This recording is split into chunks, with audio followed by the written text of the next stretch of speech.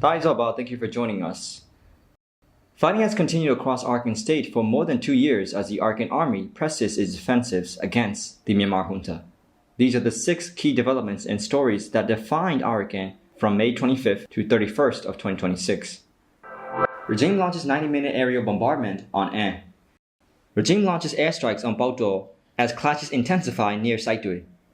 IDP man killed in Myanmar Navy shelling in Kyaukphyu.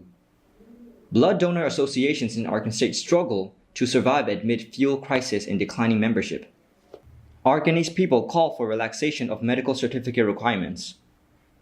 Private entrepreneurs yet to join Bangladesh-Arakan border trade. Regime launches 90-minute aerial bombardment on An. On the afternoon of May 26 from 4 a.m. to 5:30 p.m., the town of An learned the terrifying reality of the military regime's tactical shift. For 90 continuous minutes, the sky belonged to a devastating, coordinated armada, 4 white-tail transport aircraft, a jet fighter, and a swarm of drones. Since early 2026, the regime has shifted from using single aircraft and airstrikes to launching coordinated attacks involving 4 or more planes, a grim indicator of a move toward large-scale aerial bombardment aimed at causing widespread destruction. Details regarding casualties and damage from this specific attack could not be independently confirmed at the time of reporting. The background to this fury is deeply political. The Arakan army captured An Township, home to the regime's crucial Western Command headquarters, on December 20th.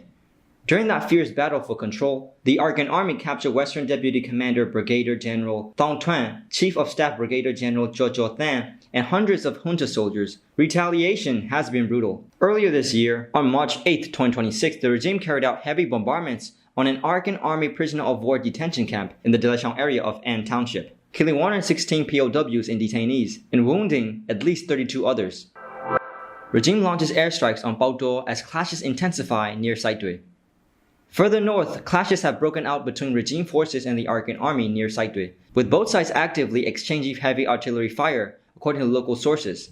The tension culminated on the afternoon of May 28th, when the regime carried out jet fighter airstrikes directly in Pauktaw Township. Sources familiar with the local situation revealed that the regime has reinforced its military and naval presence in Sittwe. It is currently exchanging heavy artillery fire with the Arakan army along the borders of Rathedong and Bonajan townships. Fearing an imminent Arakan army attack on Sittwe itself, the regime has erected fences around the town and confined thousands of residents from nearby villages inside monasteries in Sittwe, effectively holding them as internally displaced persons, IDPs.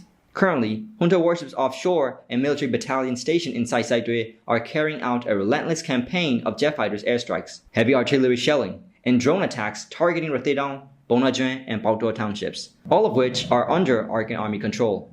Military observers state that fighting will intensify in Sittwe following recent remarks by the Arakan army chief, who indicated clear plans to capture all remaining regime-controlled towns before 2027. Meanwhile, heavy fighting is already ongoing in Kyaukphyu township. IDP man killed in Myanmar Navy shelling in Kyaukphyu. For those fleeing the front lines, safety remains entirely out of reach. On the morning of May 29th, an internally displaced person was killed after a heavy artillery shell fired from a Myanmar Navy warship stationed out at sea exploded in Pauktaw village, Kyaukphyu township. The victim was identified as 24-year-old Go Motebai from Kampiang ward in Sittwe town, who had been sheltering in Pauktaw village to escape the unrest. Local residents reported that Go Motebai was simply inside a house in the village when he was struck by shrapnel from the exploding naval shell. He died tragically at the scene, and several nearby houses were severely damaged by the blast. Residents note that the military regime has frequently carried out these airstrikes and heavy artillery attacks targeting civilian-populated villages across Kyaukphyu township, driving up a painful tally of civilian casualties. Blood donor associations in Arakan state struggle to survive amid fuel crisis and declining membership. Behind the front lines, a quieter logistical tragedy is unfolding. Blood donor associations operating in areas controlled by the Arakan army are facing compounding difficulties and are struggling to maintain even regular baseline operations. According to group representatives, they are pinned down by air threats from the military regime and soaring fuel prices. Constant airstrikes and intentional disruptions to internet and phone services have caused severe delays in coordination, making it incredibly difficult to reach volunteers and members in the time during emergencies. Economic hardships faced by local residents are further dragging down regular operations. Meanwhile, acute shortages of emergency vehicles and high fuel prices mean routine activities are heavily disrupted. To combat this, blood donor groups are physically visiting villages to raise awareness and recruit volunteers. However, their fighting democratic shift, many individuals are actively leaving Arakan state for foreign countries due to family financial difficulties and severe economic hardships. This mass migration has led to a steep decline across almost all social aid organizations, compounded by a shortage of healthcare workers, inadequate medicines, and a lack of diagnostic equipment in Arakan Army-controlled areas. The blood shortages are worsening an already critical health crisis. Social aid group emphasized that urgent support is needed to strengthen these vital associations, which remain paramount for saving civilian lives. Arakanese call for relaxation of medical certificate requirements.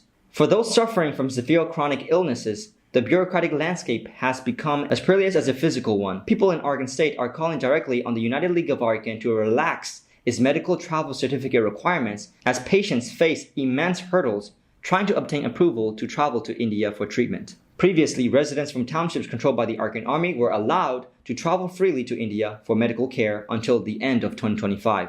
However, since early 2026, inspections at Arakan Army security checkpoints have become significantly stricter. People requiring surgery and specialized treatment frequently travel to Mizoram state in India, but they are now struggling to obtain recommendation letters while simultaneously navigating anxieties surrounding conscription enforcement.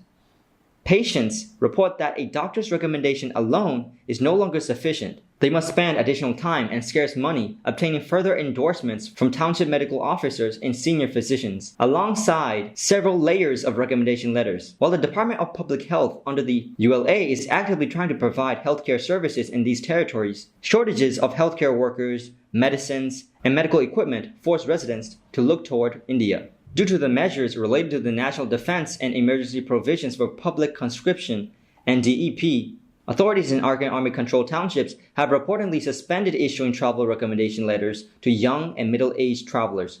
Consequently, those traveling for genuine medical reasons are only permitted to move after securing multiple layers of documentation. Hospitals and clinics in these areas completely lack critical specialists such as obstetricians, orthopedists, neurologists, and ophthalmologists, leaving patients with serious illnesses to be treated solely by general practitioners. With hospitals overcrowded with hundreds of patients each day, even emergency patients are routinely forced to wait more than a week just for an appointment.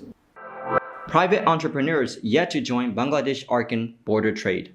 On the economic front, efforts to revive regional commerce are off to an incredibly slow start. Although border trade between Bangladesh and Arakan state officially resumed in April, actual trade activities remain severely limited and have yet to attract any real participation from private entrepreneurs. Bilateral trade between Teknaf in Bangladesh and the Kayanchang Jetty in Moundo Township, Arakan state, formally started on May 1st. However, border traders report that operations are currently restricted to a singular merchants association formed by the ULA, with virtually zero interest from private business owners so far. Traders note that the timber currently being exported consists strictly of old shipments that had been scheduled for export way before 2023. Small-scale private trade is only happening in minor pockets like Dangpyo Lewe town and Bandula village. Sources close to the Merchants Association explain that the Bangladesh government is treating the arrangement strictly as standard Myanmar-Bangladesh trade, deliberately avoiding any official recognition of trade relations with the ULA. According to historical figures released by the military regime, annual trade between Bangladesh and Arakan state had reached nearly 260 million USD during the 2022-2023 fiscal year before the fighting erupted and halted everything. These were the main highlights of the past week in Arakan. This program is presented every Tuesday, so please stay tuned. May all people of Arakan and the world stay healthy and safe.